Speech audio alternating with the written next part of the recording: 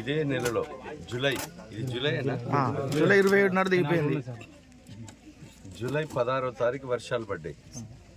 63 సెంటీమీటర్ల వర్షం పడి 124 చెరువులు ఈ నియోజకవర్గంలో దిగింది. అందులో అతిపెద్ద చెరువు చిన్న కొడపాక చెరువు.